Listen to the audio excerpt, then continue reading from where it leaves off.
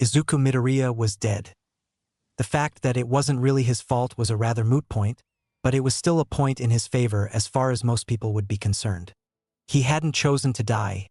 The cause of his death hadn't been suicide or suicide by proxy. He had simply tried his best and failed.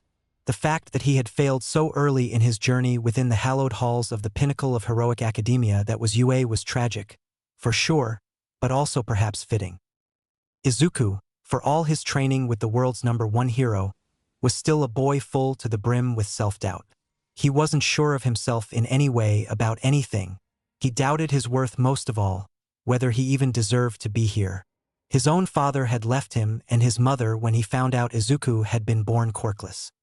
His own mother had never tried to affirm her son's dream, only fretted over how it was her fault somehow that he could never make it real. His own best friend had turned on him, disregarding him completely at first before turning to outright bullying him, treating him like some kind of subhuman for his lack of a quirk. Izuku didn't care about his own life. Anybody with half a brain could tell. He threw himself into dangerous, life-threatening situations wrought with peril because he wanted to save people, true. But there was also the fact that he didn't really comprehend the value of his own life. There was only so much time one could spend being called useless as a child before it began to sink in and take effect, after all. And without a full family to stabilize him, the effects had only grown worse and worse. Izuku Midoriya was a boy in grave danger from both himself and others. Of course he was willing to drive himself to near death in a grueling workout under a man who didn't know the first thing about training a child. Of course he was willing to accept constant verbal and physical abuse from a boy. He still called his friend despite the fact the boy himself thought of Izuku as little more than a punching bag and potential speed bump. Of course he was willing to throw himself at a robot the size of an office building with a power he didn't even remotely understand. As far as the man observing all this was concerned, Izuku Midoriya deserved much, much better than what he was getting. So he elected to intervene as best he could. The man's name was Funny Valentine. He was a dead man, of sorts, having chosen to end his own life with the assistance of another version of himself rather than spin for eternity and bury himself deep in the earth. It was a peculiar set of circumstances that had led to his prior fate, believe you me. But now he had found himself in a seemingly endless hall of mirrors, with each mirror showing him different things. They were like windows into other dimensions. Here a small blonde boy struggled to rise to the top of a system that hated him, using strange magic and superhuman physical abilities, all while wearing a silly orange jumpsuit.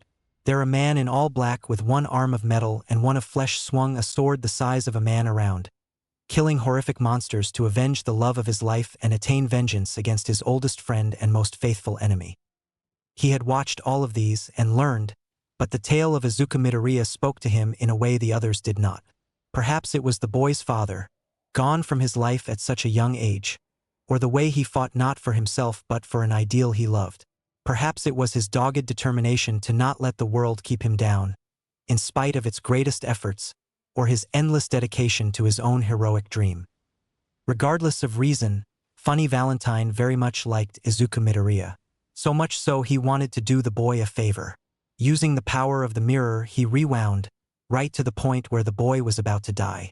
An explosion filled the air before him, his body just a touch too slow to dodge the attack.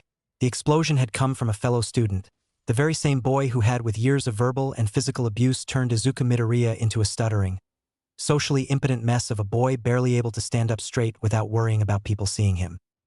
Then, using the power of his stand, dirty deeds done dirt cheap, often called D4C for convenience, Funny Valentine stepped through the mirror and into the fire and noise.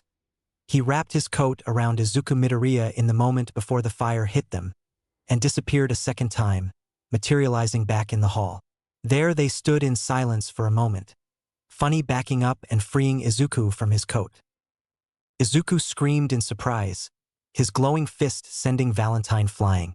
Even though he had used D4C to block the punch, the blow still rocked him and sent him hurtling skyward.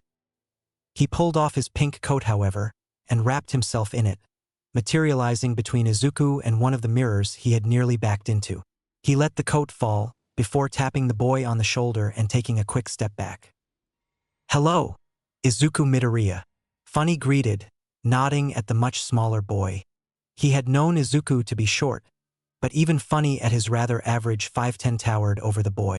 I am Funny Valentine, former President of the United States of America, and now… Well, I'm not wholly certain what I am. Some sort of omniscient watcher of sorts, I suppose.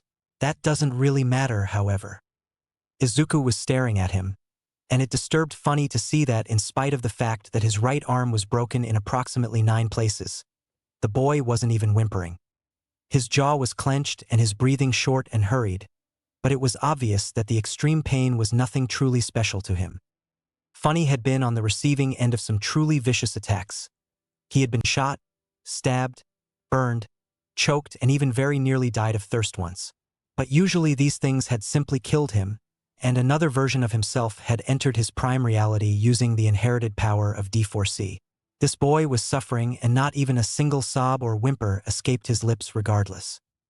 Funny was duly impressed and concerned.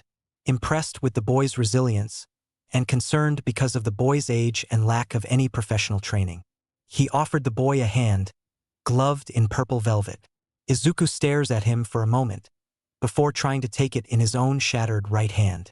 Funny realized his mistake and switched hands before Izuku could damage himself any further, taking his left hand and shaking it. "Where am I?" Izuku asked, voice soft, and Funny nodded again. What happened to Keikachin? Where is everybody? I am afraid you are no longer in Japan, Funny declared, shaking his head. Nor are you in any material world at all. Welcome to the mirror realm, my personal afterlife of sorts. I brought you here, young Midoriya, because I wish to give you something. A gift of sorts. That is, if you are willing to accept. Izuku looked the man up and down, eyes narrowing. His thoughts were alive with all sorts of observations and theories, trying to format a survival plan. The man didn't seem outright hostile, but some villains were so skilled at disguising their evil intent they could fool even the most observant heroes into believing they were innocent. Izuku wasn't sure what exactly to think of this Funny Valentine man. He had seemingly saved Izuku's life, but he had also pulled him into some strange place using a quirk the likes of which Izuku had never seen before. The young man was unsure of this, if he was completely honest. And yet this Funny Valentine did not seem dangerous. If his quirk truly was of the warp variety, he likely could have killed Izuku by now. Instead, he seemed to want to help Izuku, apparently by giving him a gift of some kind. Izuku wasn't sure what sort of gift a former American president in a pink suit would give him, considering his prior lack of association with former American presidents in pink suits. He was, however, quite certain it would be something interesting at the very least. So Izuku swallowed back his concern and nodded once. Wonderful. Funny Valentine nodded once in return, before offering Izuku his left hand again. When Izuku took it, clasping it tight, he smiled. In that case, by the power invested in me by fate and my own great fortune, I give you this gift. Dirty deeds, done dirt cheap, Funny declared with a grand gesture of his free hand. Something overcame Izuku, a sudden wash of heat pouring over his whole body originating where his hand met Funny's. He gritted his teeth and bore it, however, wondering if this was perhaps some sort of attack, until the heat stopped and he dropped to his knees. Funny Valentine, standing over him, blinked once in surprise. Dirty deeds done dirt cheap had not appeared over him, nor had it seemingly done much of anything at all. Funny attempted to manifest his stand. Failed to appear. That meant he had successfully passed it on. Izuku simply hadn't triggered it. Or perhaps it wouldn't work on him due to his being from an alternate reality? His world bore seemingly no similarities to Funny's own, now that he thought about it. Not a single mention of stands or stand users, nor the Holy Corpse, or even Funny's own name. Perhaps Izuku was incapable of using a stand? Little did Funny know that he had very much succeeded in passing on his D4C. Simply not in the way he had intended. When exposed to Izuku's very different form, it shifted to something very different. No longer was D4C a stand. It had become a quirk, one that interfaced with Izuku's quirkless body quite well. Izuku's whole body tensed, his muscles humming with energy for a moment as it synced up with the one for all that All Might had given him. 2 inherited powers in one body. Had Izuku already possessed a quirk at birth, the strain would likely have killed him. It merely hurt like the devil himself for a long moment, before he fell still, chest heaving. His arm was still broken, but the pain was negligible compared to the agony his body had just been subjected to. He lay still on the ground before slowly sitting up. Funny Valentine stood over him still, but upon seeing the boy stir, he breathed a sigh of relief. He was alive, at least. He offered Izuku a hand up, which Izuku accepted, and upon regaining his feet, Izuku blinked away the last spots from his eyes and looked up at Funny again.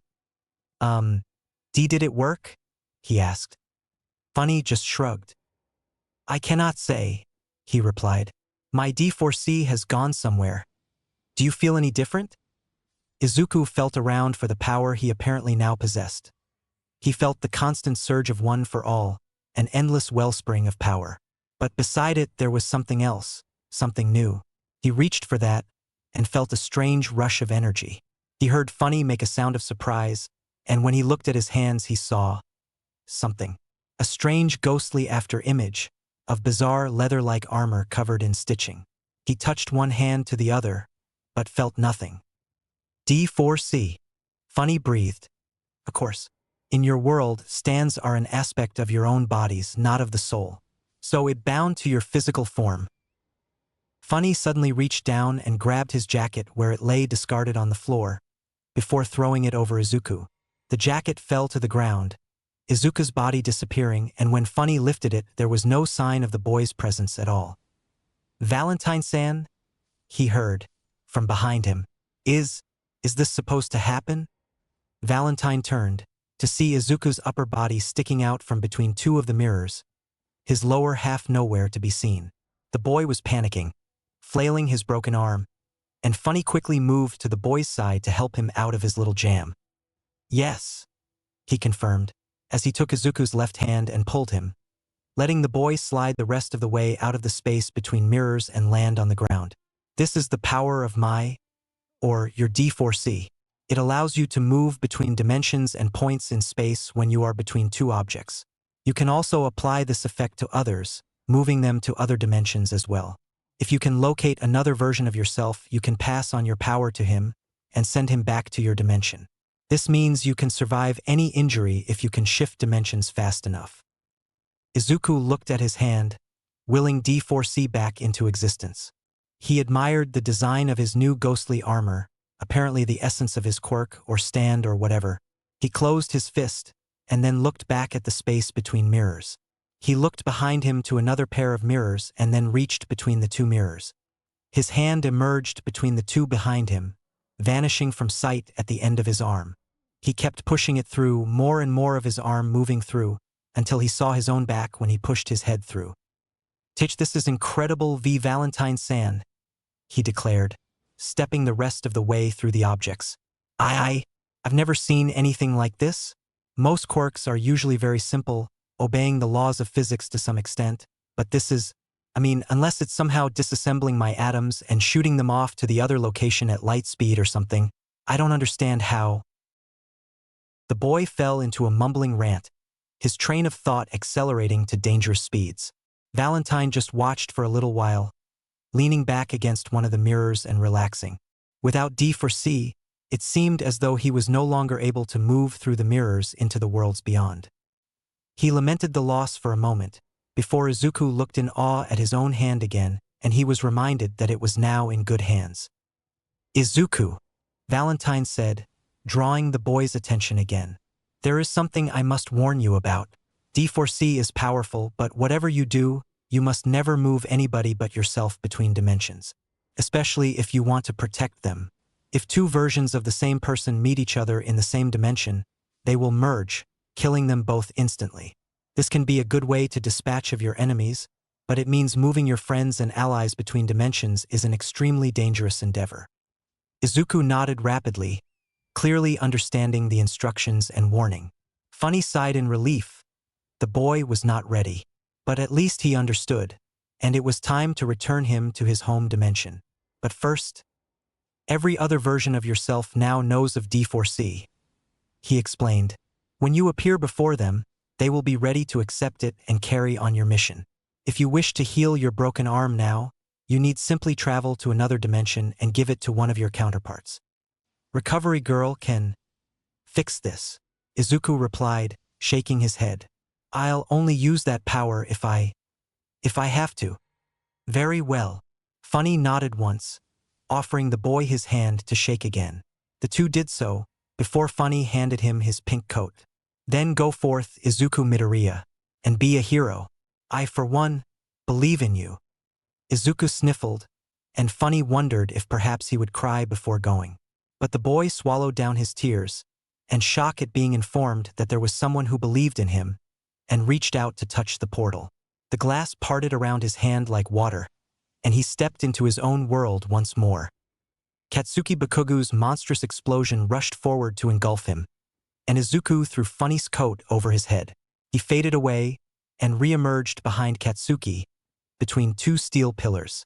The blonde boy was looking down the hall, waiting for the smoke from his monstrous explosion to clear, and Izuku lunged for him. He chopped his hand across the back of the other boy's neck, knocking him out with a single blow. He didn't even have to enhance his strength with one for all. The attack was textbook perfection and completely unexpected. Izuku heard All Might's shock over his earpiece, before raising his unbroken hand to his head and pressing a finger to the device. Uraraka, I'm on my way, he declared, before turning toward the stairs and making a break for it. Up the stairs and down the hall he found Uraraka locked in a stalemate with Tenya Ida, whose metallic armor made him resemble a cross between a knight and a Gundam. Izuku took in their locations, blinking rapidly as he scanned the room. Uraraka looked at him, startled by his shattered arm, and Izuku turned to her and nodded. Uraraka, I'm going to go for the bomb, he declared. But I need your help. Sure thing. Uraraka gave him a thumbs up, before looking at his arm again. But, Deku, what about your arm? It's nothing, Izuku said, shaking his head. Recovery Girl can fix it after the exercise. I hope. Izuku bit back his doubt before taking a step back. He then grabbed Uraraka from behind and pulled her toward him, sandwiching himself between her and the wall. He triggered D4C as he did so and emerged from the space between the bomb and the far wall, which were just close enough together to allow him to appear. He heard Ida gasp in shock, but ignored it in favor of touching a hand to the bomb. Weapon secured, he declared, before leaning against the giant weapon, apparently a fake made of paper mache, and took a long breath. Ida stood stock still in shock. Midoriya, who he knew to have a strength enhancement quirk of some type, had just teleported across the room, from behind Uraraka to the other side of the room behind the bomb. Uraraka was also in shock, half from the teleportation and half because Izuku had grabbed her and pulled her up against himself, and she wasn't sure she was quite ready for that kind of physical contact with a boy yet, especially not one as cute as... She cut herself off and made a bizarre groaning sound before realizing that she had one. Then she punched the air in excitement. All Might declared the heroes the victors. Once he too overcame his shock at young Midoriya's sudden display of some strange kind of warp quirk. The rest of Class 1A also recovered in time for them to spout all sorts of lines about their classmates' show of power. Could he always do that? Wondered Momo Yaoyorozu aloud, touching a finger to her chin. That was sick, declared Denki Kaminari, who had one hand in the air like Uraraka. That was weird, replied Kyokujiro, whose hands remained in her pockets. I wish I could touch Uraraka like that, drooled Mineta Minoru, moments before being stabbed in the back of the head from one of Kyoka's extendable earphone jacks. Outside UA, it started to rain. None of them noticed, too busy were they speculating on the topic of their classmates' amazing new ability. But to one young man, standing in the newly falling rain in a black coat, with an umbrella over his shoulder and a blonde ponytail sneaking out from under his hood, it was quite important indeed. Now he could find his master with much greater speed after all. What the fuck was that, huh? Katsuki Bakugu didn't know he looked like an insane conspiracy theorist, but he didn't really care either. All he wanted to do was make clear his extreme dislike of the current situation, which was the much greater problem here. Simply put, Katsuki believed he had been lied to, and that the liar was in fact lying about one of the few things Katsuki held sacred. After all, Izuku Midoriya has been lying about power. For all his life Katsuki had, falsely, assumed Izuku to lack power. The boy was quirkless, which as far as Katsuki was concerned meant he was powerless. That was the nature of power, after all. The stronger your quirk, the stronger the person. Hard work could only go so far. Some people were simply born tougher, stronger, faster, better. This was simple to understand, and it was what Katsuki had spent his whole life believing. The strong reigned over the weak, protecting them but ultimately ruling over them. Izuku had been the weakest of the weak. That was until he had suddenly and sporadically become strong. Katsuki had just watched the video footage of his own defeat, his confusion obvious. Where had Izuku gotten that long pink jacket? How the hell had he disappeared under it like that, only to show up behind him? What the hell was that weird ghostly form over his own, with those giant ears and that freakish face? Katsuki was pissed off about it all. And the fact that Izuku was in the nurse's office getting his arm repaired only made him more angry. And then that brought up another question. How the hell had he broken his arm? He sure as hell hadn't punched Katsuki with it, so when did he use his superhuman strength? Had he punched the air or something? That made even less sense.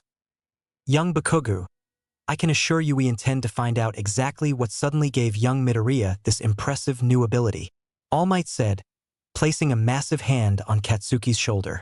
However, at the moment, he is recovering from his injuries. As such, we will have to be patient.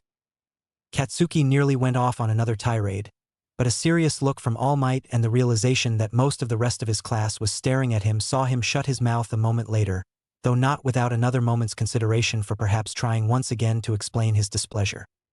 Several hours later, Izuku Midoriya was walking home in the rain, shortly after being interrogated as to the nature of his quirk. Or quirks now, he supposed. He ran a hand through the tangled green mess that was his hair, lamenting the fact he had forgotten to bring either an umbrella or a waterproof coat with him to school that morning. He sniffled, hugging his arms around himself. Yes, an umbrella, he decided, would have been a wonderful thing to have. This was shortly before the rain stopped. Or, more accurately, the rain stopped falling on him. He looked around, all around the deserted back street, and noticed that it had not stopped anywhere else. He blinked, holding a hand out, palm up. No water, no rain. Curious. Was this the work of his new quirk somehow? He wasn't sure how teleporting by being between things translated to stopping rain in mid-air, but both seemed about to make the same amount of sense when he thought about them. Then he realized there was a shadow falling upon him in the dim, watery light, and decided to look up. Above him was a young man, perhaps about his age, who was sort of laying on the rain. As in, the rain had apparently chosen to stop, in mid-air, dozens of droplets, and he was laying atop them. Izuku blinked once, then twice, before looking back around himself to make sure there was nobody around, perhaps using a quirk to make him hallucinate. Was this the side effect of the minor painkiller recovery girl had forced down his throat before he left? Hallucinating boys his age laying on the raindrops. That sounded almost like song lyric spoken aloud. But he chose to ignore that and simply raise a hand in greeting, entirely too fed up with all the strange happenings of the day to really show any fear or concern. "Hello," he said, waving. "Who are you?" The boy in the sky froze, before suddenly jerking up to his feet. He was a tall, lithesome fellow, wearing a rubbery black raincoat that was perhaps more like a poncho with sleeves, carrying an umbrella in his right hand. At his hip hung a white mask, like a goalie's mask in hockey. Izuku and his mother watched the Olympics whenever they came around, excited to see all the amazing quirks on display, decorated with a painted-on rainbow over the mouthholes. "I'm so sorry, sir," the boy proclaimed, falling from the sky with a dull thud and landing on his feet, rising up and brandishing a black umbrella in his right hand. "I forgot to announce my presence, sir. 100 apologies." "You are forgiven?" Izuku replied, blinking twice again. "Wait, who are you exactly?" The boy clapped a hand to his forehead, loud enough to make Izuku wince, before bowing deeply at the waist with one arm crossed over his stomach. He held this stance for a long moment, before straightening up again and bowing his head before speaking. "I am so sorry, sir," he said. "I am Blackmore, sir. Former aide and bodyguard to President Valentine, sir, before I died, sir. I spent some time floating in an abyss, sir, with nothing around me. It was quite calm, actually very relaxing. Then a figure appeared before me. Sir, very much like President Valentine's dirty deeds done dirt cheap. Sir. It touched a hand to my head, and I knew then who you are, sir. It then punched me in the chest, sir, and I found myself somewhere else entirely. You. Izuku closed his eyes for a second. You, okay. So you were dead. Yes, sir, replied Blackmore, nodding politely. Somebody killed you? Izuku guessed. Yes, sir. A pair of men, sir, and a young woman named Lucy Steele, sir. Blackmore explained. The woman shot me, sir, many times. Izuku stared for a moment, before shaking his head. Okay, he said. So, what do you want? I want for nothing, sir. Blackmore replied. I know only that I must serve you as you please, sir, in anything you require. I was President Valentine's man, sir, and now I shall be yours. Sorry, sir. I should not be presumptuous, sir. I shall be your man, sir, if it pleases you, sir. Izuku sighed, glancing all around at the street again. He wasn't sure what to do, not at all. Blackmore seemed to be a nice fellow, though the way he kept calling him sir and apologizing made him feel a little strange. It was duly empowering and yet also guilt-inducing. It was obvious Blackmore simply wanted to serve. So Izuku nodded. All right, just, follow me, Izuku said. And, could you use your umbrella? Of course, sir. Blackmore popped the umbrella open, showing Izuku that it had a strangely thick central stem. Gather close, sir. I'm so sorry I did not consider getting you undercover sooner, sir. 100 apologies, sir. It's fine, Izuku replied, before leading Blackmore to his home. When he arrived, looking a drowned rat, with a pale young man with a long blonde ponytail beside him, his ever-adaptable and loving mother took one look at them and then nodded. Dinner for 3, Izuku? She asked, and Izuku just nodded. Who's your friend? Actually, ma'am, I am Master Izuku's assistant, Blackmore said, before Izuku could get a word in edgewise. Blackmore, ma'am, the pleasure is mine. Blackmore offered Izuku's mother a hand to shake, and she simply looked at it for a moment before smiling a large, maternal smile and taking his hand in her own. She held it in both hands, shaking it for a moment, before Blackmore bowed down again. Izuku stared, as did his mother, and Blackmore took a step back by the door with his umbrella neatly refolded, the point between his feet and the handle in his hands. Izuku, sweetie, is he all right? Inko Midoriya asked, looking at her son with visible concern in her expression. Izuku shrugged. Mom, some weird stuff happened today, Izuku admitted. Oh, come on, dear. You've gotten into all sorts of shenanigans before, Inko replied, smiling. This can't be anything that bizarre. I was saved from certain death by a former president of the United States, before he gave me his quirk that lets me teleport when I'm between two objects, Izuku declares. And also a really nice pink coat. Apparently the same president or somebody like him also brought Blackmore over and put him in this world after he spent some time being dead after being shot by a girl in the 1890s. He also thinks it's his job to be my bodyguard or something. Inko blinked twice. Her son had inherited the gesture from her, after all. Oh, she said finally. I see. It was hard to say what made him so strange exactly. On the exterior, he seemed a perfectly polite young man, if perhaps a little overly given to apologizing for even the slightest mistake on his part with increasingly impressive and worrying zeal. Izuku was fairly certain Blackmore would have never forgiven himself for even the slightest misstep, had Izuku not specified multiple times that he didn't expect perfection. The fact that the two had spent approximately an hour together, however, made that behavior go from curious to concerning. Furthermore, Izuku's mother still wasn't wholly convinced all was well with the boy herself. He seemed overly demure, sitting quietly and eating his food, never once asking for anything. Somewhat like her Izuku, she noted, before her son had begun to train for UA and picked up some self-confidence along the way. Neither Midoriya minded the boy, not at all. He was polite, gentle, and had offered to do the dishes after dinner, having to be outright told to relax and sit down before he stopped trying to at least help Inko with them. She had listened to the two talk, overhearing such words as Holy Corpse and Zeppelin, though the latter she possibly misheard. Perhaps the two were discussing a manga? Izuku had always had a passing interest in them, and a few series he collected with some frequency. She didn't worry about it. Izuku had brought a friend home, a very strange friend with a very strange past, but she was sure the two were exaggerating a touch.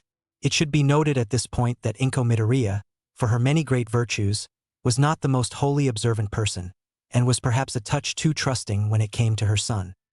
He had been able to explain away the many burns and bruises from Bakugo and other children's bullying as the results of roughhousing with other boys, and she had accepted it and moved on.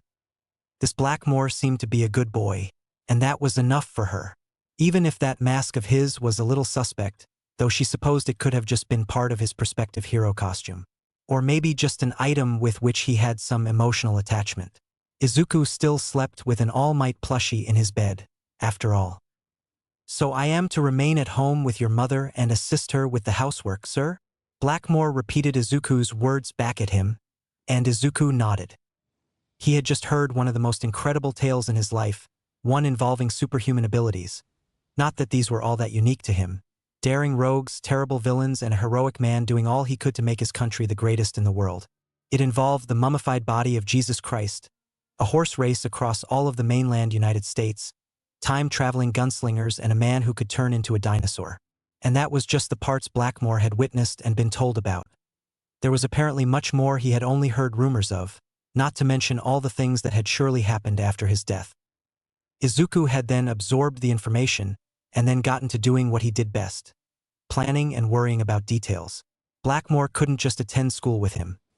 Both heroics classes were full, and the chances of him making it into even a general studies course was extremely unlikely. So he needed to figure out what the boy could do. Blackmore had offered to speak to the headmaster personally, having been an adult before being thrown through time and space and reverted to a teenager, but Izuku had disregarded that offer. As if the headmaster of UA would believe a story about time travel, the resurrection, the dead, and interdimensional mirrors. So the very next day, as Izuku attended school, Blackmore took a little walk. Inko Midoriya had been most accommodating, setting up a futon for him to sleep on in the living room, but he had business to attend to involving UA. It was still raining quite heavily. Blackmore had marveled at the television in the Midoriya's home, before being shown that it could also predict the weather ahead of time and afterwards, regarding it as some sort of stand power. Perhaps it had something to do with Mrs. Midoriya? He had seen her floating things towards herself, and her home had been filled with all manner of wonders. Hers must be a truly powerful stand indeed, he considered. His master's mother truly was an impressive woman. All the more reason to consider himself lucky. Izuku Midoriya was just as kind and polite as President Valentine had been, even more so in some ways, and his mother simply had to be some form of saint. There was no other explanation for her kindness and generosity, except that she bore some manner of divine blood. Blackmore resolved then to not just keep his master safe, but also to safeguard his master's mother. It was only appropriate to protect his master's family as well. Blackmore wasn't walking on the rain anymore. He had done that the night before to ensure he would stay in pace with his master, though he had embarrassed himself by not introducing himself until after he had thoroughly spooked him. A shameful display, one he would regret for the rest of his days. Now, however, he had somewhere to be, so he donned his mask and promptly disintegrated into liquid. He was a sight to see, a stream of black flowing through the sky like the churning rapids of the mighty Mississippi River, coursing above the streets of... He wasn't sure what the city was called, actually, but he was certainly making a mockery of its roads. He knew UA's general location, and it was hard to miss a campus the size of a small city in and of itself, especially from above. He moved through the rain, making his way up above the central building before descending to about 30 feet off the ground.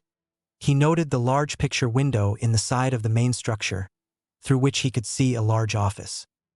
He made his way to the window and reformed into a young man, his mask still on as he stood on frozen raindrops, gently tapping his knuckles against the glass to draw the attention of the man in the chair. It was not, he quickly learned, a man in the chair. It was a small creature, a bear or rodent or perhaps a weasel. Regardless of its species, it took note of him and seemed to sigh, before turning back around and doing something on the desk. One of the window panels slid up, an opening large enough for Blackmore to slip through, and he did so with a single step before descending to the ground, touching down with a gentle tap. "1,000 apologies for the unprecedented arrival, sir. I wasn't certain if I would be welcome inside your building," Blackmore said, bowing his head. "I can see you are a clever sort of creature. I would be honored to meet the headmaster of the facility if you would happen to know where he is." Blackmore could accept intelligent animals.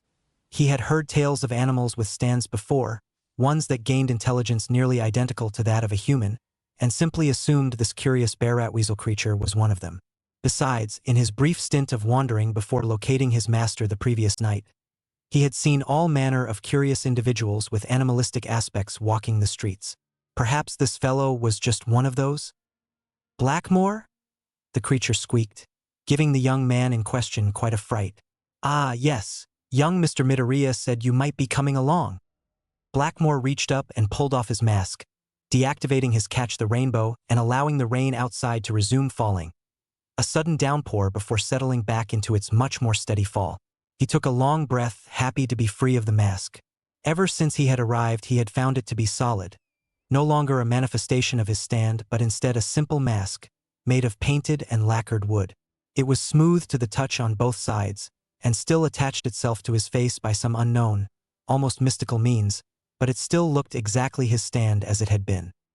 The rat-bear-weasel creature took a long look at Blackmore and smiled, nodding once as if some question he had asked had been answered, though he had never voiced a single one.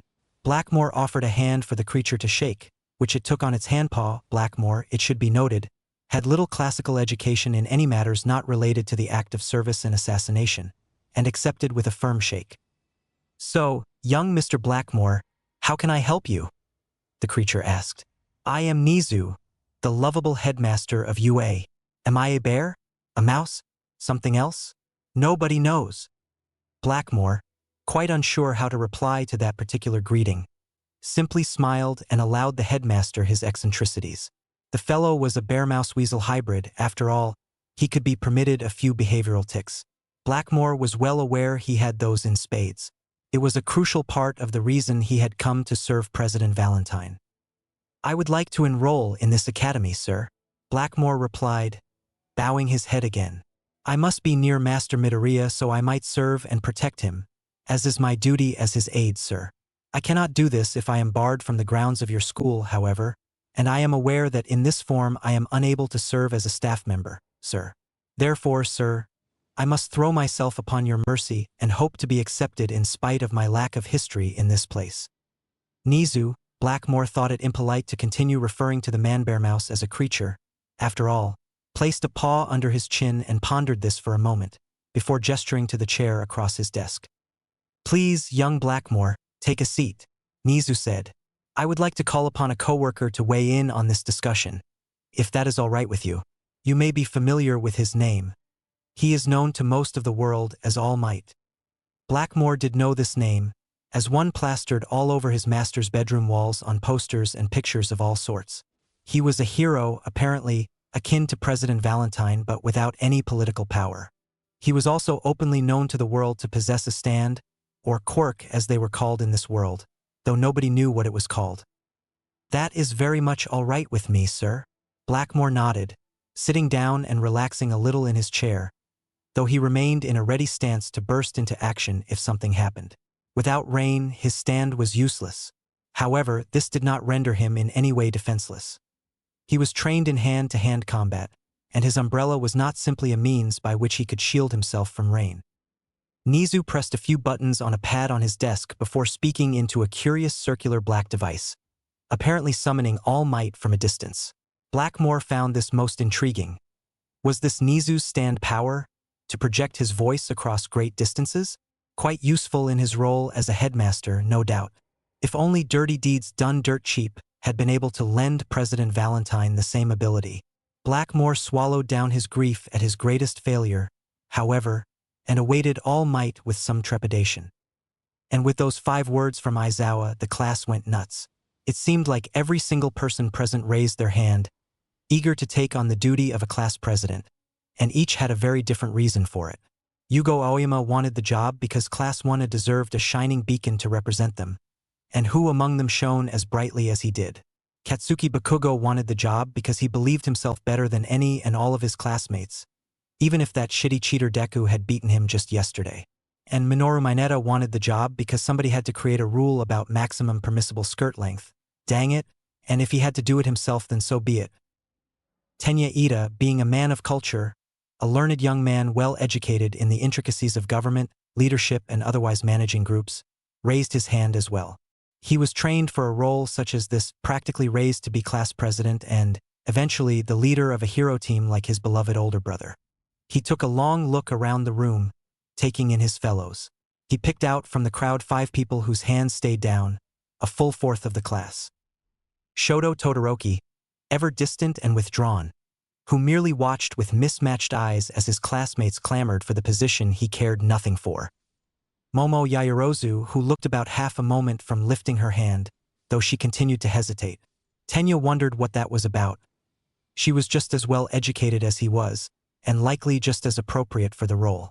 Why did she not volunteer? Shoji Mizo, who seemed to be observing the class just like Tenya. Shoji was an imposing figure with his 6 arms and his massive build. Tenya supposed he wasn't one for the spotlight. Tenya could understand that. Tokoyami Fumikage, whose hands were on his desk and whose eyes were narrowed. His avian head bowed in a sign distinct displeasure. No doubt the noise and chaos frustrated the introverted boy, something Tenya could certainly sympathize with. And finally, Izuku Midoriya, who seemed to be too busy scribbling down notes in his binder to pay any attention to what was happening around him. Tenya wondered what he was so focused on, and also envied him in part for the ease with which he ignored the chaos surrounding him. Tenya raised his own hand, but before he could speak there was a sudden sound, and Izuku stood up with one hand raised. The class became quieter, not going completely silent but managing to lose at least some of its volume. Izuku was sheathed in that strange blue and pink afterimage, a ghostly visage layered over his own with tall ears and strange stitching all over his arms and legs. He placed a hand on his desk, a firm smacking sound ringing out loud and clear. Had his hair gotten longer, Tenya wondered? It seemed just a little more lengthy than it had been the day prior. Maybe his eyes were playing tricks on him. "We should vote on it," Izuku declared, voice more clear than Tenya had ever heard it before. "Democratically, each student puts forward their name, and whoever gets the most votes wins. Everybody'll just vote for themselves," Denki Kaminari complained. "No," Izuku shook his head, gesturing to the same 5 classmates Tenya had also observed remaining silent. "There are people who don't want the job, and some of us definitely aren't suitable. So we'll hold a preliminary round, where anybody who can get more than 1 vote moves on. And after that, you vote for your preferred candidate. That way there can only be 10 candidates. First place becomes president, second place gets vice president, and those 2 pick the rest of their cabinet." "Why does Deku sound like a politician?" Achiko Uraraka asked, leaning toward Tenya. "I have no idea," Tenya replied truthfully, before also standing up and raising his voice. "I second Midoriya's motion." "Third," Kyokujairu said, standing up and raising her hand as well, to the surprise of her classmates. "It's really noisy in here, and you guys aren't getting anything done by shouting." The motion passed, mostly because nobody knew what to do with an Izuku who actually spoke up on matters outside of quirks, and as such the first round of voting began. And Tenya felt despair when, in the preliminary rounds, he received 0 votes. Izuku, meanwhile, was equally horrified to learn that he had received no less than 4. It ended up being a landslide victory for Izuku, though he couldn't say why. 9 votes for him in total, with 4 in favor of Momo making her his vice president.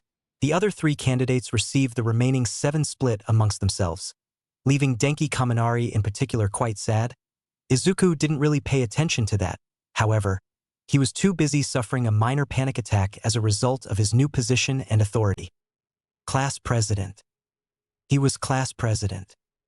He, Izuku Midoriya, a pariah for most of his life up to that point, had been elected class president. Izuku stood stock still in front of the whole class, before panic overtook him and he grabbed Momo by the arm, muttering something about how he needed to speak to her before dragging her out into the hallway. "I can't do this," he declared, voice just a little louder than was perhaps necessary, and he flinched before trying again. I can't do this, I've never been a leader before. He realized after a moment that Momo looked just as concerned as he did, frozen stock still and muttering the words, for votes over and over while rocking back and forth on her heels. This led to him realizing that they were both completely and utterly screwed, insofar as being leaders went. Izuku had no sense of self-worth or pride, and Momo clearly suffered from some other complex that was going to make this much harder than it needed to be. Neither have I, Momo admitted, voice much quieter than his. And maybe we should, step down. Izuku blinked when he felt something inside of him react almost violently to that idea. A sudden ache building in his chest like burning anger at the mere suggestion of surrender. He put a hand to his forehead, not realizing yet that dirty deeds done dirt cheap was forming around him like a ghostly suit of armor. He felt faint, lightheaded, the whole world around him slipping away. You must fight on, Izuku. A voice spoke into his mind, a familiar baritone he knew to somehow be that of Funny Valentine. Your classmates chose you as their representative. They have faith in you. Faith you must return. This is the way of a true leader. I'm not a leader, Izuku protested, leaning against the wall as the world spun around him. I'm just Deku. Nonsense, Funny retorted, his ethereal voice sounding almost bemused. When the situation grows dire, you are always eager to seize control and intervene. You look out for your fellows, no matter the cost to yourself, and they know this simply by watching you. You are driven and even charismatic at times. But most of all, you have the heart of a hero, and they recognize this even if you do not. Izuku gasped as the world steadied itself, and found himself on the floor, hand on his head and Momo standing above him, offering him a hand and frantically asking him if he was all right. He took it, finding her skin impressively soft and smooth, and she helped him up to his feet. He took a deep breath, bracing himself against the wall for a moment, before swallowing. We can't give up our positions, he declared, voice much more steady than it had been before. Our classmates chose us for these roles. They believe in us. And maybe that means we need to believe in ourselves a little more. Momo looked as if she were going to protest, and Izuku put a hand on her shoulder, pressing against her with a little of his own weight and leaning on her. He met her gaze, staring into her eyes resolutely. Are you with me, Momo? He asked, and to her own surprise Momo nodded once. Izuku smiles and released her shoulder, before taking a step back and gesturing to the door. You want to make a dramatic entrance? He asked, suddenly sounding much more casual and even a little nervous. I haven't had much chance to practice with my new ability, so I thought maybe you could give me a hand and we could skip all the awkwardness of going back through the door. Momo stared at him for a second, before smiling. Izuku smiled too, before suddenly removing his blazer. I need to put you between two objects, he explained, so I'm going to drape this over your head and you'll pop out between the wall and Aoyama's desk. Momo said nothing, simply taking a step forward and letting Izuku raise his blazer and drop it on her head. Dirty deeds done dirt cheap appeared on his body again, and she closed her eyes only to hear people gasping as she appeared back in class. Izuku materialized a moment later, his blazer still missing, but he appeared with a dramatic bow a split second after sliding into existence. We humbly accept your nominations and promise to do our best as your representatives, he declared, voice steady. Thank you for having so much faith in us. Yes, Momo agreed, bowing as well. Thank you for your trust. Midoriya, where did your blazer go? Kaminari asked a moment later, prompting Izuku to remember he was in fact missing part of his uniform. I'll go get it. He slinked out the door again, grabbing his blazer from the floor and throwing it back on himself, buttoning it carefully before stepping back inside and closing the door as quietly as he could. Halfway across the school, All Might and Nizu were standing outside, watching Blackmore give an impromptu demonstration of his quirk, or stand as he was given to calling it. Its name was also peculiar, Catch the Rainbow. Apparently the boy had named it for a song he once heard his mother sing when he was very small. Indeed, it was an impressive ability, a sort of dual quirk, both allowing him to freeze water droplets in the air but also letting him turn himself into liquid, a form which in turn allowed him to streak through the rain at high speeds. It was a most impressive power, one that Nizu was greatly impressed by. Blackmore came to a halt, allowing the rain to resume falling, before he landed before the pair with his umbrella opened over his head. The umbrella too was a curious thing. Was it possible that Blackmore could turn anything he touched to liquid? Nizu wondered. Or was it limited purely to his own belongings somehow? Catch the rainbow was a power that demanded further exploration. But first, Nizu needed to make a decision. To allow Blackmore to remain and join young Midoriya in his classes, or to keep them separate and force them to develop independently. It was a hard choice to make, Nizu being curious about what each would do to them. But according to Blackmore's own testimony, his appearance in this world was orchestrated by Izuku's new ability, or at least in part. As such, Nizu worried that if they were to stay separate, would that perhaps have some effect on Blackmore's health? Could the boy disappear as quickly as he'd come without Izuku and this dirty deed's done dirt cheap? Nizu wasn't willing to risk it. He looked up at All Might, whose face was locked in its eternal grin, and nodded once. Very well, young Blackmore, we shall have to test you further in your academics. But for now, consider yourself a student of UA, Nizu declared, offering the boy a paw to shake. Blackmore took it without hesitation, even if he did have to stoop down a touch to actually grasp the proffered limb. The two shook on it, and All Might smiled as he took Blackmore's hand as well. Welcome to UA, young man, he said, voice naturally booming. It will be delightful seeing you learn alongside young Midoriya. All Might was rather excited about the prospect of his protege having a friend like Blackmore. It was obvious to him that the boy was a good one, very polite and soft-spoken, much like Izuku but with an obvious increase in his confidence. It almost reminded All Might of himself and Sir Night-Eye, his only real sidekick. All Might stopped thinking about that as quickly as possible. The memory still stung. Thank you very much, sir, Blackmore said, bowing his head. And you too, headmaster. I am honored to be accepted into such a dash. Blackmore's words were cut off a moment later, when UA lit up with the sounds of sirens. Nizu, clearly startled, adjusted quickly and looked at All Might, nodding once. Go and find the source, the headmaster ordered before looking at Blackmore. Your introduction to your class unfortunately must wait, young Blackmore. Something has triggered our alarm system. I see, Blackmore replied, nodding. Shall I also investigate, sir? The staff will handle this, Nizu said, shaking his head. No, you and I will head inside. I will direct you to your new classroom once this has been settled. Blackmore nodded, following the headmaster back inside the school. Blackmore, a quiet and reserved young man, was finding the high volume of Katsuki Bakugo quite intolerable, particularly when it was directly next to his ear. He sighed and looked out the window, away from the boy's leering face and the strange, sugary scent that seemed to waft from his hands. In all honesty, Blackmore was less annoyed and more concerned. Had he done something to offend Katsuki? Was there some misdeed he had committed that had resulted in the boy being angered by his mere presence? Blackmore, he replied, voice soft.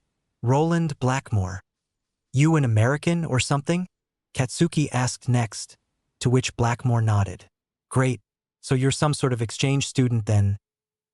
Fuck it. You look a little tougher than the last extra, at least. Blackmore said nothing, staring out at the landscape as it rushed by. It boggled his mind that this much territory could be used for a school. When Blackmore had gone to school, it had been about the size of a small house, with some 12 students attending. That had been before things had changed, before the accident and his exile, before he found purpose at the side of President Valentine. And long before his death. The fact that he had died confused Blackmore somewhat. It was strange to know that he had, at one point, left the mortal coil. His soul had escaped his body. His mind had ceased function. His heart had stopped beating. And yet, in spite of that, here he stood, being harassed by a young Japanese boy some 200 years in the future after his death, in a world where nothing worked the way it had when he had walked it last. Yes, it was a curious dilemma. At least he had Master Izuku, he supposed, and the fact that his master was willing to listen to his concerns at all was quite something to him. President Valentine, for all his kindness in hiring and caring for a defective thing such as himself, was not an easy man to get close to. His was a higher purpose, and to him men like Blackmore, Disco, and Soundman were simply means to an end. Blackmore had been happy being a means to an end. But Master Izuku being a much more open and kind leader was something that made Blackmore happier than he'd ever been before. Also, he was learning to be a hero. That was something quite interesting in and of itself. Apparently, hero was now a profession, akin to a soldier or an officer of the law. Blackmore wasn't wholly certain how to feel about that. If a hero was simply a working man, was he truly heroic?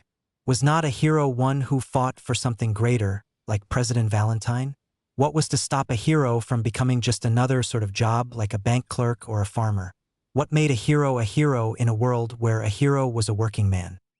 Blackmore wasn't sure, but he expected he would likely find out, given that he was apparently going to learn how to be one.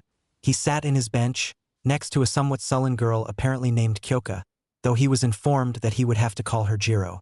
Apparently first names were special in this country, something reserved for friends and family. That wasn't actually all that strange to Blackmore. He had been referred to by his last name for years. "Hey."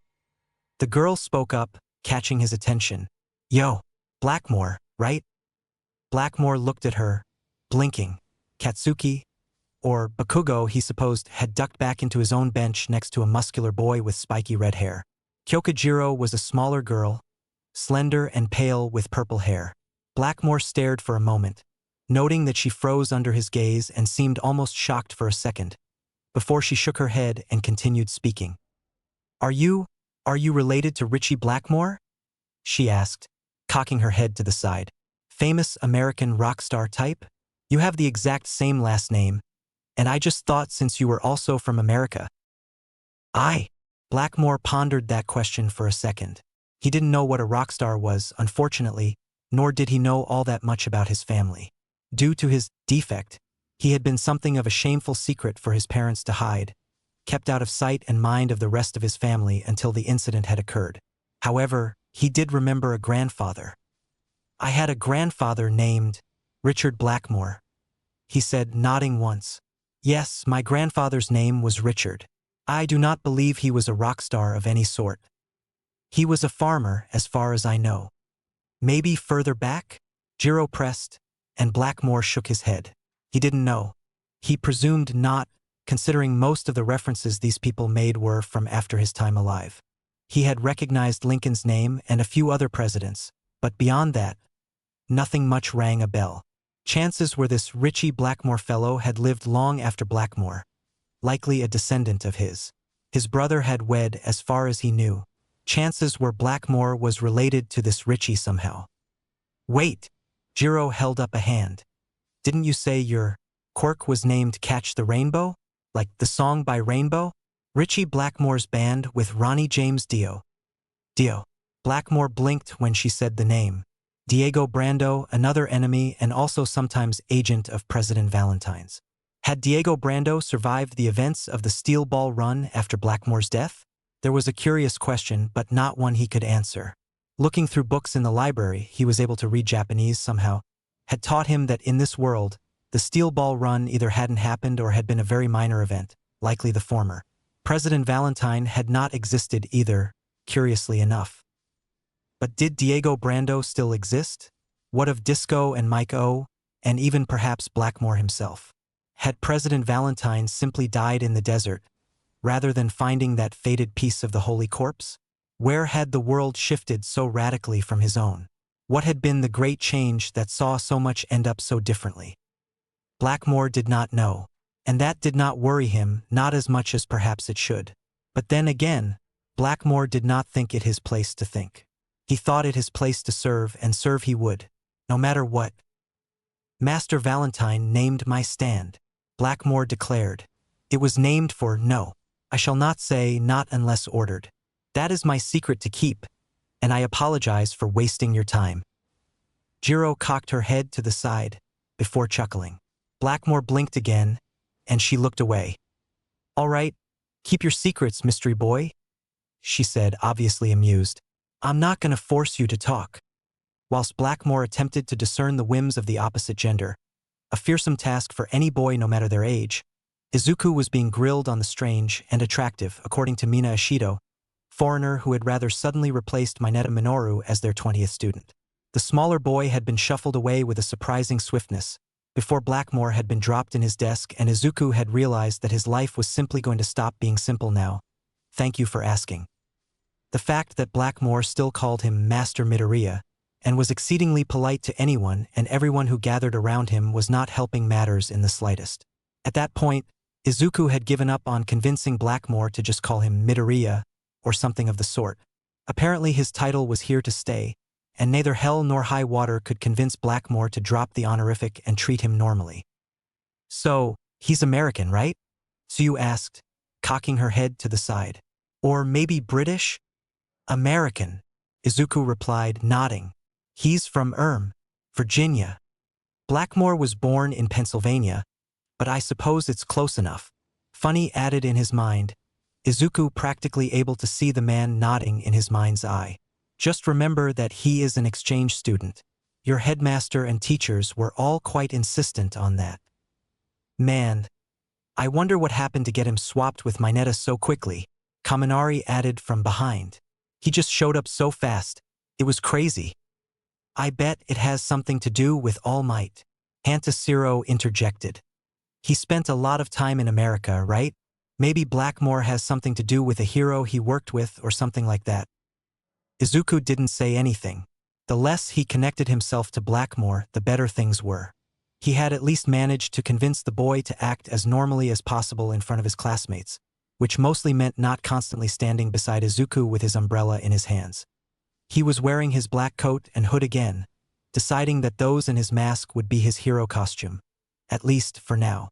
He was open to change, however, something Izuku was grateful for. The bus rolled to a halt in front of an enormous glass and steel dome, one Izuku recognized immediately as he stepped down off the bus. Unforeseen Simulation Joint, the USJ for short, also known as Universal Studios Japan to several of the online forums, he inhabited when he was bored and needed something to do. His hands folded behind his back as he stood waiting, shoulders squared and chin up. Valentine had been drilling him in appropriate posture for a president. A true leader stood straight and true, making it clear he was in charge. Hands behind the back in peaceful situations to display trust. Hands in front during more hostile engagements to make it clear violence was an option you were willing to consider. Eyes open, no squinting. Face kept even, neutral expression at all times. Only exceptions were smiles when greeting someone or subtle frowns to display discontent with something being said. Invite respect, project authority. Hostility is the tool of the lesser man, the tyrant and the coward. A true leader, a true man, should be able to make it clear he is in charge with a single look. That was the mark of a great president, Funny said. Izuku hadn't known any of this before, but he certainly did now. His classmates seemed to notice the change, several staring outright for several seconds before looking away. Izuku didn't look back. He had to stay focused or his veneer would likely crack. It was a thin line he was walking, but he believed he had his balance. That was 13 walking toward them. The 13, Achiko Uraraka's favorite hero. Don't fanboy, he told himself. Don't fanboy, don't fanboy, don't fanboy. Don't you dare fanboy. 13 nodded at him. At him. Izuku Midoriya. Deku.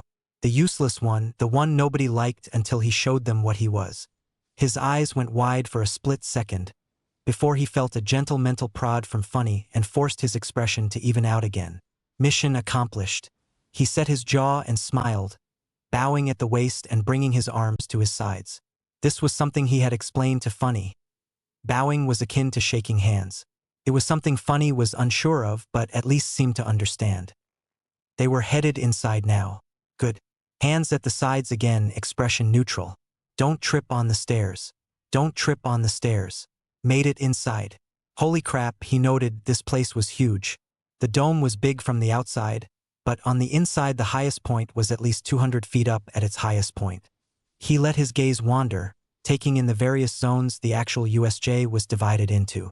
There was an enclosed area, a city-like sector billowing with smoke, a large body of water with a boat in the middle, and on the central platform, a gathering of roguish individuals, whom Izuku realized after a moment were villains of some sort. But surely they were hired actors of some kind? Fake villains for the sake of their exercises? But when Eraserhead and 13 saw them, they both looked surprised, before Eraserhead dropped into a fighting stance, pulling down his goggles. From amidst the crowd stepped a tall, lanky figure, pale and clad in loose black, with his face and arm covered in what looked like severed hands connected by wires, or some sort of narrow tubing. Izuku's eyes went wide, and he took an involuntary step back. The figure grinned a large, sickening grin before raising a hand in greeting. "Good afternoon, prospective heroes," he called, voice echoing through the whole dome, likely enhanced by some other villain's quirk, or just his own natural speaking ability. "We are the League of Villains, and we are here today for one reason and one reason alone: to kill the fake known as All Might." Izuku was not on a boat, though he had no doubts that was where he was intended to be. Izuku was on the shoreline, watching from the shadow of a tree as a band of villainous individuals circled the boat.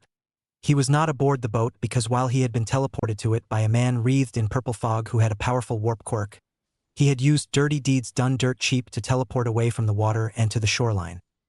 As a result, there was only one person actually aboard the boat. One Tsuyu Azui, the frog girl Izuku knew almost nothing about. She had voted for him, he supposed, given that she had told him as much while they were aboard the bus on their way here. Apparently she had thought him more mature than most of their classmates, and more self-assured than Momo, her other favorite candidate. Tsuyu Azui spoke plainly, declaring her opinions and beliefs without any sort of sugarcoating. Izuku respected that, and as such he resolved to rescue her, if she needed rescuing. It appeared as though she did, however, given that the boat she was on was itself completely surrounded by aquatic villains. Izuku measured the distance in his mind, grabbing a fistful of his coat and adjusting it slightly, before swallowing back any trepidation and moving. He disappeared into thin air, his coat coming with him. It was Valentine's coat, though his mother had done a bit of work on it to shrink it down a tad and make it wearable for a 15-year-old boy. She had also dyed it purple, a color that didn't clash so heavily with Izuku's green hair. It was still large on him, which was exactly what he needed. Dirty deeds done dirt cheap was a deceptively simple power that had changed somewhat when he had received it from Funny Valentine. Its former ability was easy to explain. It could teleport objects and people that were between two different surfaces. The surfaces needed to be large enough to fully cover the object or person from both ends, meaning Izuku could teleport with the coat. Normally this only moved the object between two surfaces, in his case his body beneath the coat, but as it was large enough for him to fold it into itself, it would teleport along with him. This trick hadn't worked for Funny Valentine, since D4C was technically a separate entity from himself and therefore its powers were its own. But D4C was now a part of Izuku's body, enhanced by the power of One for All, though Izuku did not know this just yet, and thereby capable of greater things than it had been before. Though Izuku doubted he would ever gain access to a power as great as that of Funny's D4C love train, he was certain he would be able to strengthen this new quirk somehow, likely through training. Training made everything better.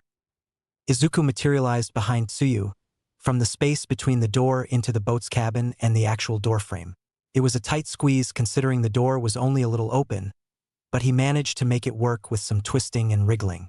He popped out and hit the deck with a dull thud, grunting at the impact before standing up. "Hey, Azui," he said, nodding at the girl, who had reacted to his appearance by dropping low to the ground and extending her tongue. A logical response, at least for a frog girl. "You want to get out of here?" "That sounds like a plan," she agreed, nodding slowly when she realized it was him. "Can you use your quirk to teleport us, Jero?" She ended the sentence with a strange ribbit sound, which gave Izuku pause before he reached up and unbuttoned the only button on his coat he ever bothered to do up. He pulled it off, shaking it a little before nodding to Tsuyu, who was still crouched. She closed her eyes and he dropped his coat on top of her, D4C surrounding him in its strange ghost armor as she disappeared under the coat, appearing under the same tree had warped from. Izuku slung the coat back on and surrounded himself in its fabric, appearing beside her with a dramatic bow. "Now, I'm going to try and help Aizawa-sensei," he informed her, looking up at the courtyard where he could hear battle raging. Those guys in the water might spot you if you stay here, so try and make a break for it. Head for the entrance. It should be safe there if the fog guy left. Suyu nodded, apparently agreeing with his idea, and began hopping on all fours towards the entrance, skirting the edge of the courtyard. Izuku, meanwhile, swallowed and wondered for a moment where Blackmore had ended up, along with the rest of his class. The downpour zone. Blackmore was on his knees in the midst of a rainstorm. His mask was in one hand, his umbrella in the other, and his eyes were shut. His anger was palpable, rolling off him in waves that could be felt like pressure by those around him. There were many around him, all of them clad in rushod costumes and carrying themselves with a rather menacing aura. At least an aura that attempted to be menacing. Blackmore had seen Funny Valentine angry. Menacing was beneath him at this point. When his former master was angry, the earth itself seemed to shake as the winds came to a halt. The world stopped turning and the sun halted in the sky, all as Blackmore's president turned his gaze to the one who had inspired in him such fury. If looks could kill, the men would be gone, reduced to atoms and dispelled in the wind. Blackmore likely would have swept up the pile. These men did not scare him. They annoyed him, they angered him, but they did not scare him. They never could. One, a tall fellow with a face somewhere between that of a spider and a man, laughed when he saw Blackmore rise, umbrella in hand and braced against the ground to help him up. This was the downpour zone where he and his fellows had been assigned. They were to kill any students who entered their area and collect the bodies, for some unknown reason. The Spider-Man's name was Hachi, though his friends and enemies both called him Mandible. He was a low-level crook. His quirk let him spew high-tensile webbing from his mouth, a useful ability, but it also gave him a hideously deformed face that scared children and unsettled adults.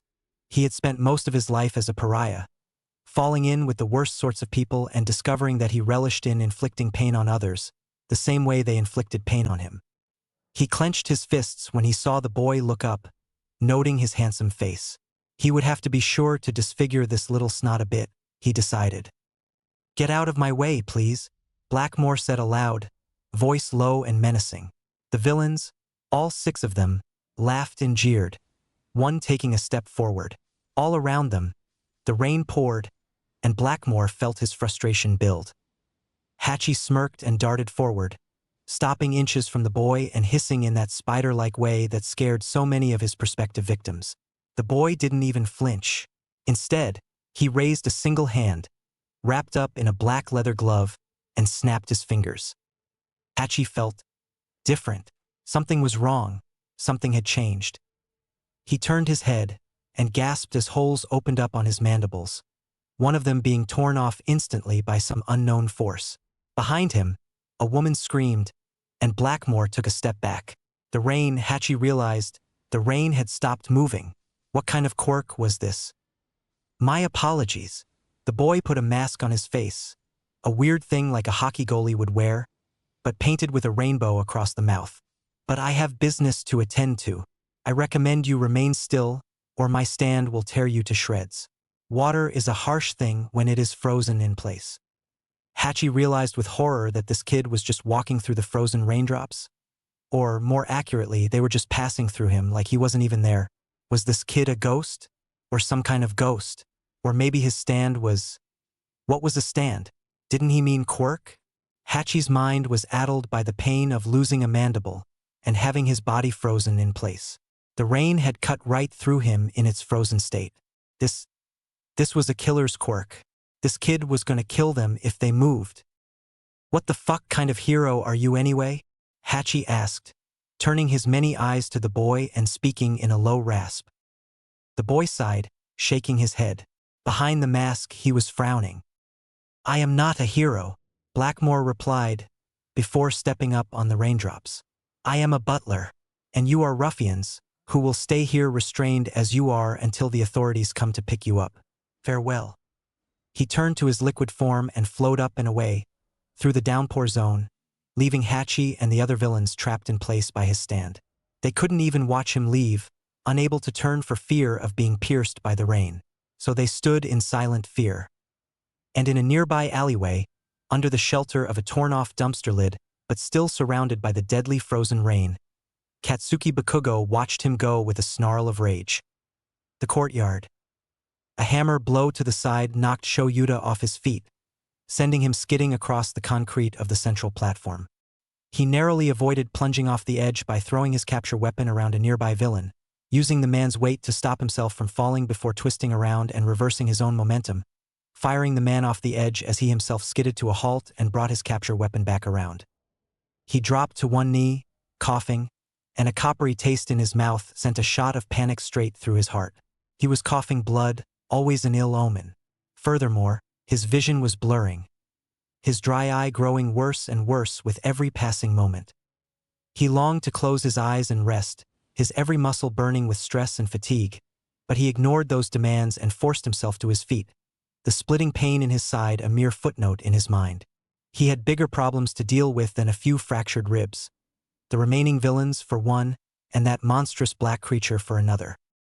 He dropped his stance again, capture weapon at the ready. His eyes narrowed behind his goggles, and he let his quirk activate with a flash of red from his irises. Instantly his eyes flared with pain, but he bit back a cry and grunted instead, pushing forward and then lunging to close the gap. One villain came to him, hands raised high, the electricity crackling around them disappearing as Shoyuta turned his nullifying gaze to him. The man was given a split second to realize his attack was now much less powerful, before Shoyuta slammed a foot into his gut and he was sent sprawling. Shoyuta twisted and threw his capture weapon again, wrapping it around one man's arm and turning the other way, swinging him back around. The man staggered in an effort to keep up, before Shoyuta nimbly backstepped another man's high kick before yanking his capture weapon back toward himself, pulling the man wrapped up in it along for the ride. The two connected with a dull crack of skull on skull, before Shoyuta pushed them both away with one foot, pulling his capture weapon free as he did so. The other villains were much more hesitant now. They had seen him demolish over 24 of their own, their numbers insufficient in the face of his skill and experience. He had spent years mastering his fighting style. The idea that merely being outnumbered would somehow keep him from success was as ludicrous as it was insulting. Shoyuta quickly counted out 5 remaining villains, not counting the black creature or the man covered in hands. He grasped his capture scarf in both hands and squinted at the latter too. The pitch-black creature was gone. Where had it? His train of thought was derailed by the impact of a fist the color of a midnight sky, and his mind was consumed by a single overwhelming message: pain. Every nerve was firing at full blast, especially those in his eyes and the ones along the right side of his body. He lost all sensation in his right arm. He supposed it had been demolished, the bone likely obliterated by the impact. That thing was strong. But that was not what Shoyuta was afraid of. It was not the reason that when he hit the ground he had to swallow back his terror. It was something far worse. He knew his body was being ruined. He could accept that. It was part of the job. No, his fear was for his students. If they died, he had failed. Failed to protect them. Failed to nurture them. Failed to guide them. Failed to be their teacher, their sensei. And that was unacceptable. Shoyuta Izawa forced himself to roll over, fending off the agonized wails of his right side. He watched the pitch-black monster approach, saw it descending upon him like a mountain lion would approach crippled prey. Slow, careful, bulging eyes staying locked on him. Shoyuta let his own eyes glow again, trying to shut down his opponent's quirk. A monstrous hand grasped his face, the palm alone blotting out all vision, before the creature lifted him up. He could feel his feet dangling, his head throbbing and most of all his arm flopping limply to the side. His capture weapon hung loosely in his left hand, the one he could still move, but when he threw it around the creature's tree trunk ankle and wrenched on it, the beast didn't even shift. Then he went higher, as the creature raised him up, before hurtling down. He hit the concrete, and in an explosion of shards and dust was crushed into it. His mind blanked for a moment, a split second of pure darkness before everything rebooted. The creature kept pressing down, trying to pulp his skull against the concrete. He couldn't do anything, his vision darkening and his body going numb. Shoyuta Izawa realized in that moment that he was going to die. Then something shifted the creature's arm, a powerful impact that managed to move its grip.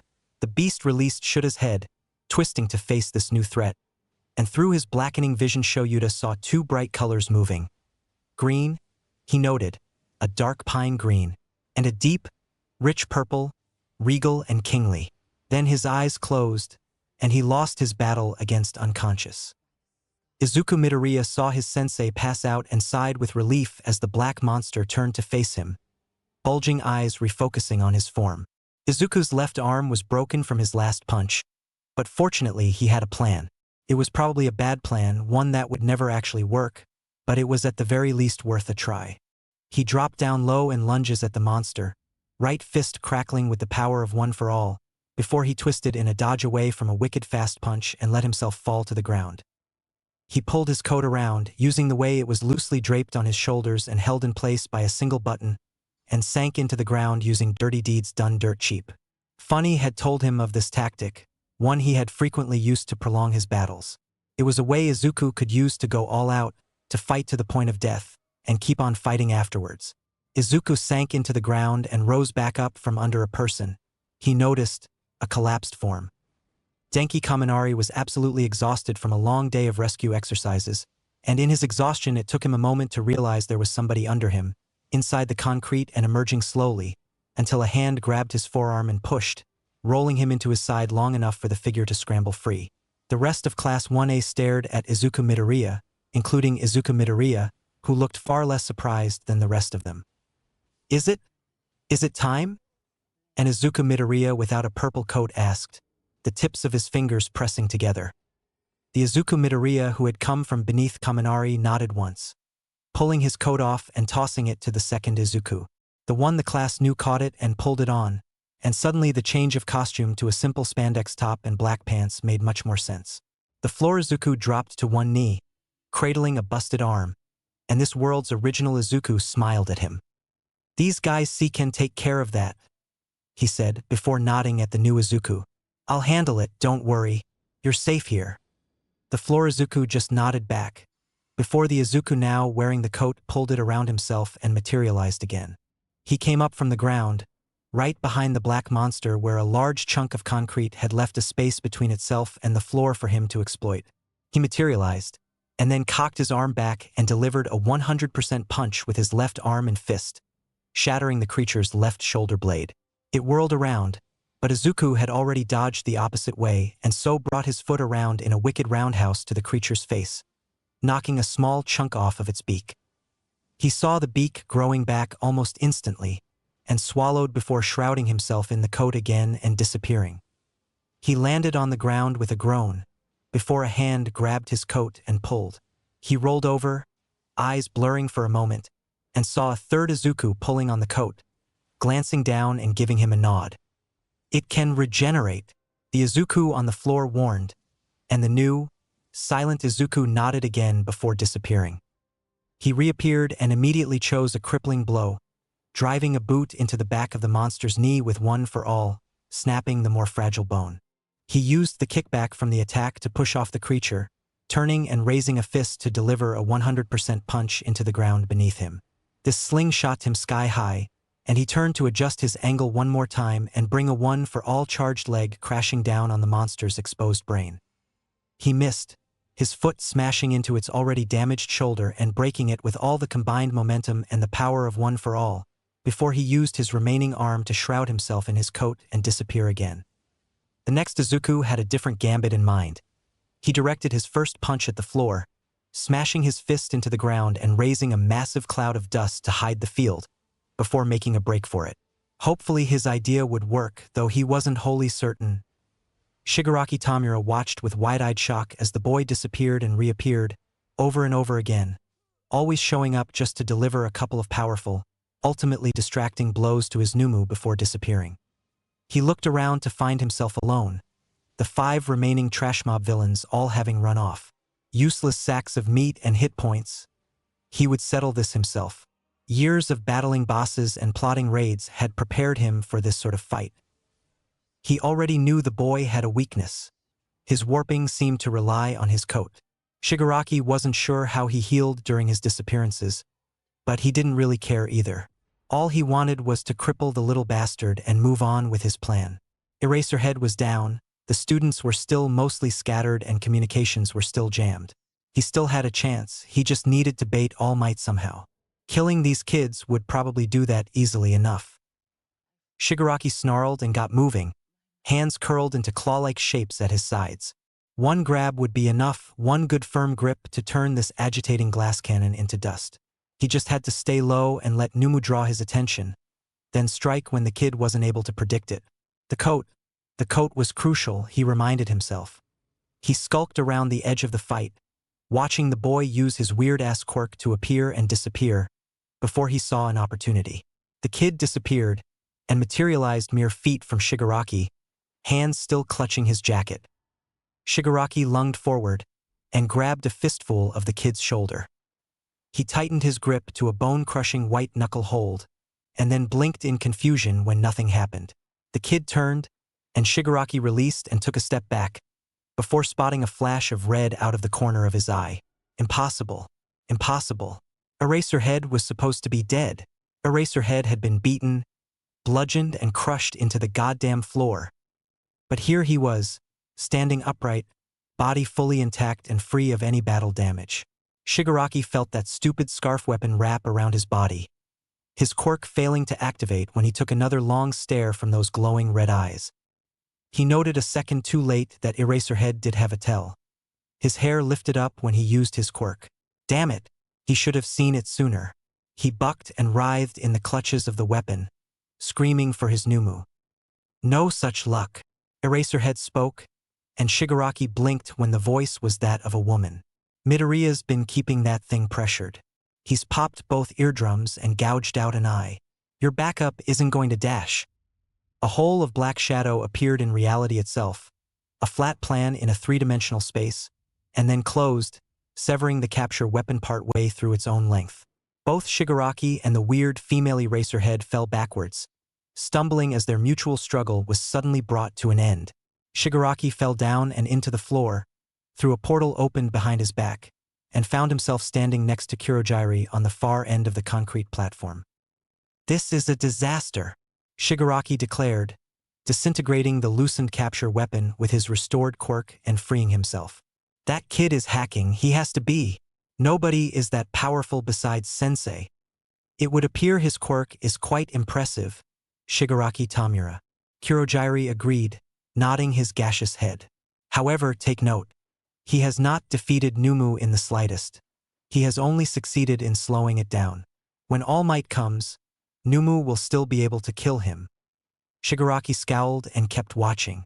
The kid was still disappearing and reappearing, usually looking a little different with each appearance. Sometimes he seemed a little taller or a little shorter. At one point he had incredibly short hair, and at another his hair was long, tied back in a ponytail. It was a strange thing to watch. Maybe the kid could clone himself or something. That didn't make much sense. But Shigaraki couldn't decipher any other reason for teleportation healing. Then there was a thunderous booming sound from the front doors, and Shigaraki's eyes went wide as he saw the target of all this just walk into the room like he owned the place. Numu turned to, ignoring a kick to the head from the green-haired kid as it focused its one intact and one regenerating eye on All Might, who was pulling off his tie and shouting, his every word a booming declaration. Kurogiri, Shigaraki muttered. Get ready. All Might lunged and smashed a fist into the Numu's gut, and Shigaraki screamed as the monster was thrown backwards. Numu wasn't ready. Every attack from the annoying green kid had been focused on crippling and hampering the creature, breaking important bones or damaging tendons and muscle fibers crucial to the running of its enormous form. Its eyes had each been destroyed at least twice, and it had gone through more eardrums than one could shake a multitude of sticks at. And now, a fully intact and female what the hell. Eraserhead was focusing her, nullifying gaze on it. Numu had multiple quirks. Shigaraki had known that with its strength being mutation-based, that meant it was unable to lose its most important weapon. Eraserhead would either remove the regeneration, which was fine since it was already monstrously resilient and All Might wasn't given to pulling his enemies apart, or its shock absorption, which would be much worse but still recoverable. But regeneration had its limits, and constantly growing back complicated things like eyeballs and eardrums has taxed it to something approaching a natural limit.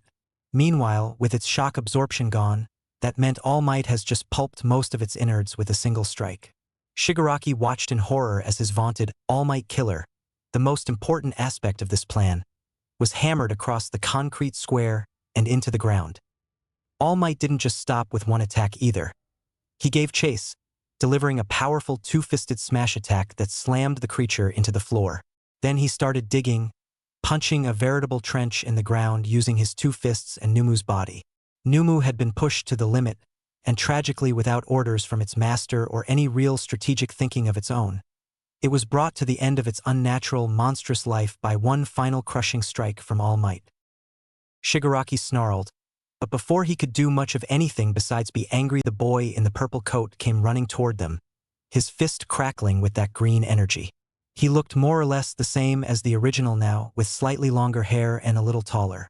Shigaraki snarled before lunging as well, reaching out with his hand, before a wall of darkness rose in front of him, and he found himself falling to the floor inside Kurojire's bar. Kurojire stepping through the same portal with him. The message was clear as daylight, even without words. Kurojire stepped behind the bar and leaned on its surface, his gaseous head falling, and Shigaraki raged on the floor, screaming his anger.